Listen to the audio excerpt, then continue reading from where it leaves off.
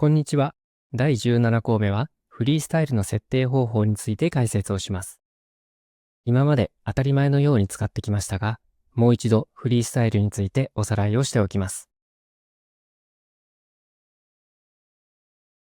フリースタイルとは、レンダリングで 3D モデルの輪郭線を描くための機能です。フリースタイルを使うことによって、アニメや漫画のような線画を表現することができます。太さや色、線の種類の他に、距離によって太さを変えたりすることもできます。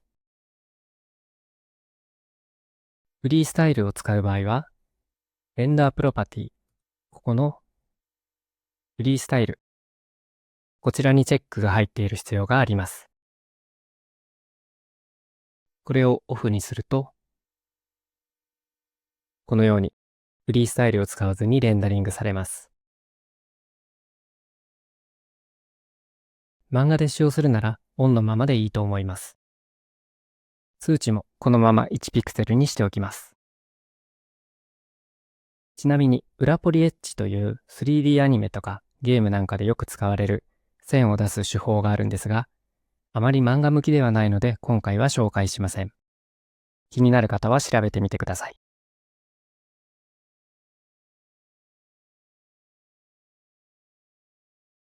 この状態でももう線が出てますし、十分綺麗で使い物になるんですが、もう少し色々と試してみたいと思います。ビューレイヤープロパティを開きます。このちょっと下に行ったところにフリースタイルの設定があります。上から説明をしていきます。ビューマップキャッシュ。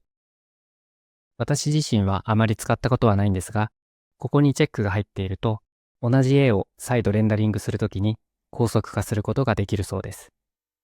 今回はいろいろと線の出方を試してみたいので、チェックを入れてやってみます。たまに、この辺の設定をいじってからレンダリングしても、設定が反映されないということがあるので、その場合はこのキャッシュをオフにして再度レンダリングしてみてください。続いて、アズレンダーパス。ここをオンにしておくと、フリースタイルの線画と背景の色や影、それを別々に書き出すことができます。漫画で後から線画に手を加えたいといった場合に使用します。今は特に必要ありませんので、オフにしておきます。クリースアングル。こちらは数値を大きくすると線が多く出て、低くすると線が少なくなります。ちょっと試してみます。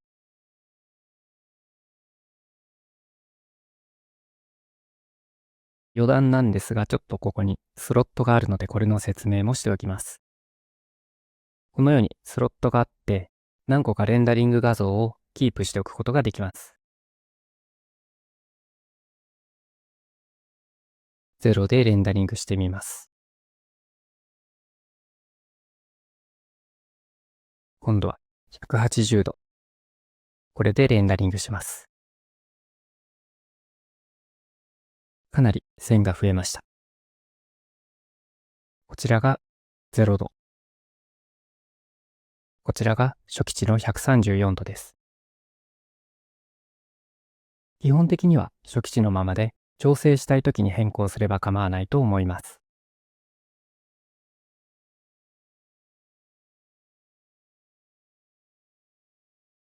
フリースタイルラインセット。ここで線を出す条件や色、太さなどの設定を決めることができます。今ここにラインセットというのが一つあるんですが、こちらも何個か増やすことができます。マイナスで削除することもできますし、作っておいてチェックを外しておけばレンダリングには使用しないということもできます。このラインセットそれぞれに違う条件や違う太さ、線の種類などを割り当てておいて同時に使うといったことができます。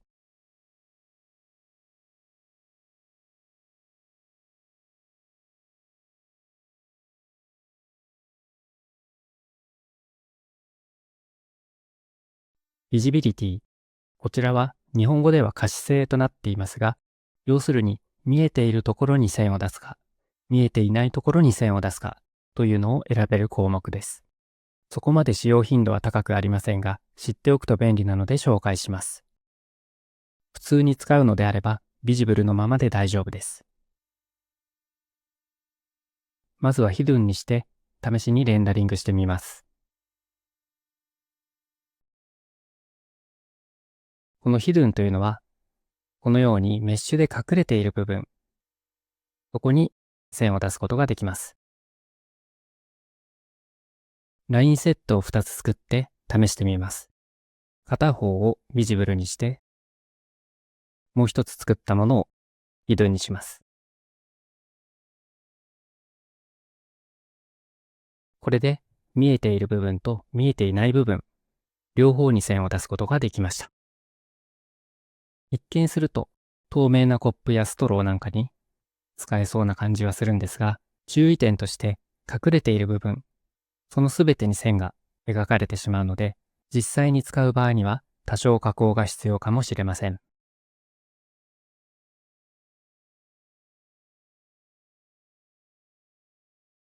では続いてエッジタイプ。これはどういう条件に当てはまる箇所に線を出すのかというものを選べます。ネゲーションとコンビネーションというのもあるんですが、普通に使うなら特に気にしなくていいと思います。大事なのはこの下のタイプというところです。一つずつ見ていきます。シルエットのみにチェックを入れてレンダリングします。その名の通り、オブジェクトのシルエットに線を出します。ですが、厳密に言うと、見えている部分と見えていない部分の間に線が出るらしいです。なので、我々の想像するシルエットとは若干印象が異なる感じはします。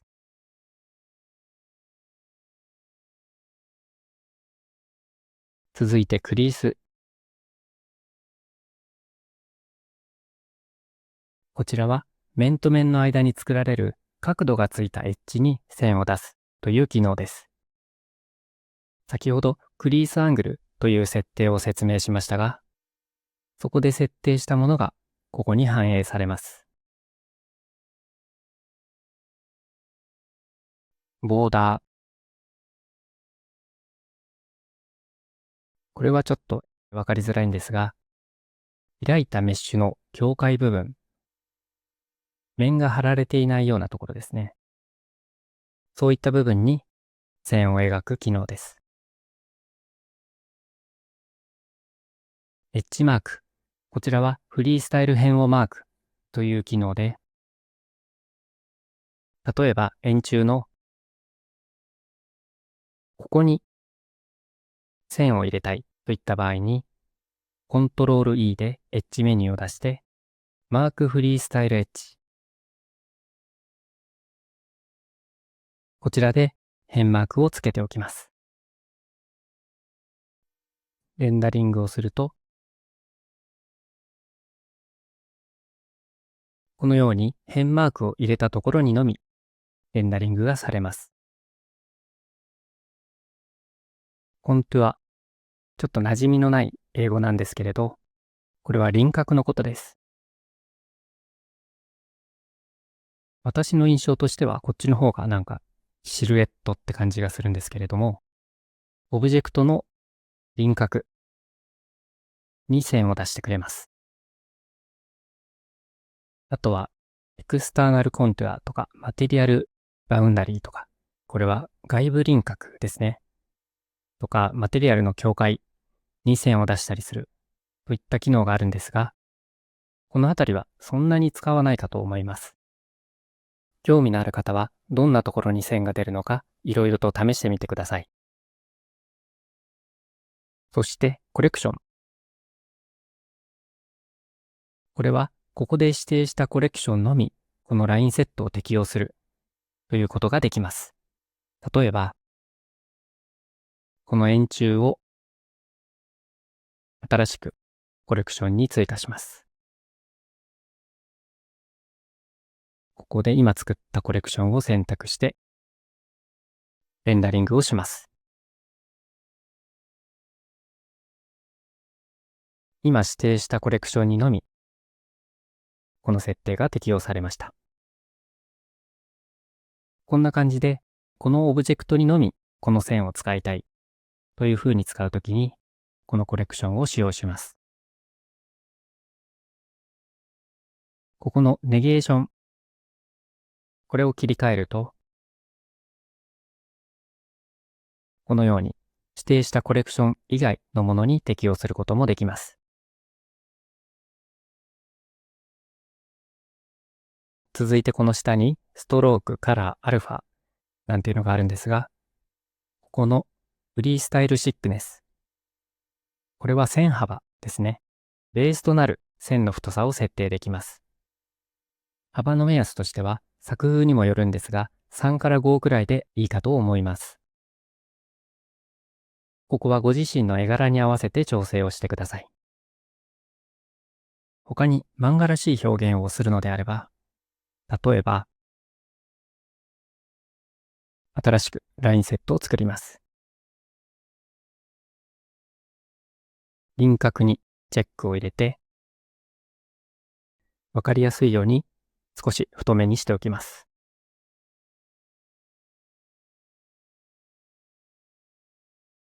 こんな感じで、輪郭のみ太くて中の線が細いといった表現もできます。では次に、線、ストロークを手書き風にする方法と、線の太さを変えて遠近感を出す方法について解説をします。まずは手書き風からやっていきます。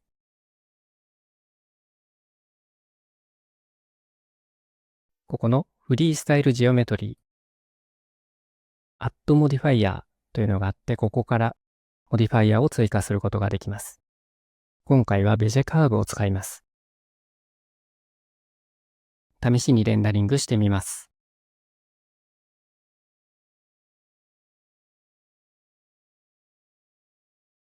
わかるでしょうか？最初にレンダリングしたのがこちらになります。こんな感じのパキッとした直線から少しカーブがかった柔らかい線になりました。強さはここのエラーというところから変えられます。続いてシックネス。太さにもモディファイアを追加することができます。ノイズを追加します。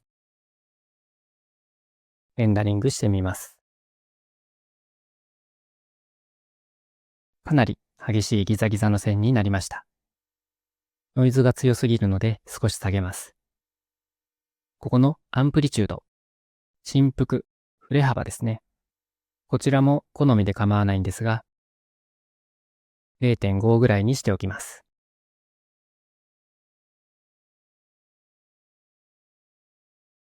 ほんの少しですが、線に強弱がつきました。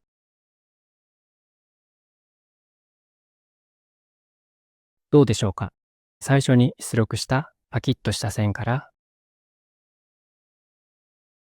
だいぶ手書き感が増したんじゃないでしょうか。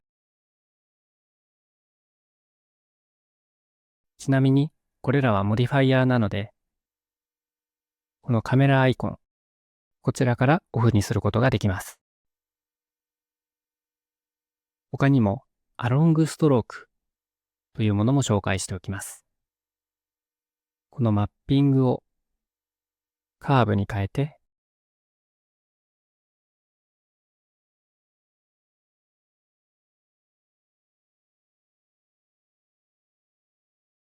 わかりやすいように、ちょっと設定を極端にしてレンダリングします。こんな感じで、漫画でいうところの墨だまりや入り抜きのような表現になりました。いろいろと試して自分好みの線を見つけてください。